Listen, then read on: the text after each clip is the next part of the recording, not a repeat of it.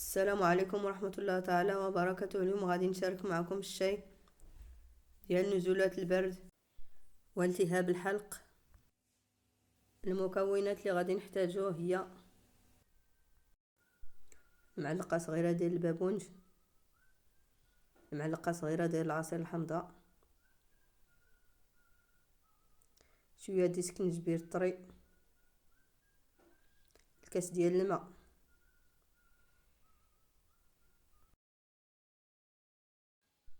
بسم الله غادي نبداو. درت الكاسرونه على النار ودرت فيها الكاس ديال الماء وخليته حتى يغلي.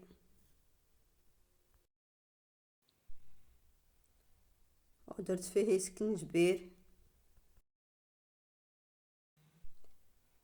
البابونج،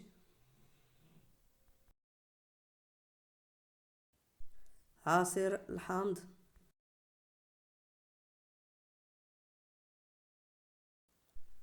الى عجبكم الفيديو ديروا لي الاشتراك والاعجاب في القناه ديالي، قناه بنت سوسو.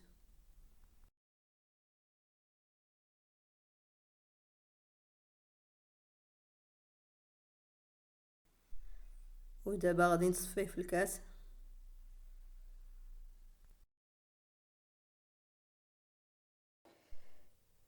الا بغيتو ديروا ليه السكر.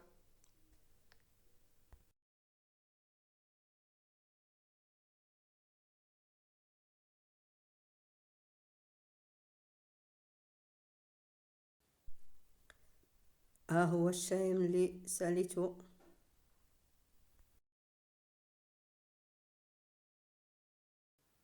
نتمنى تعجبكم هذه الوصفه.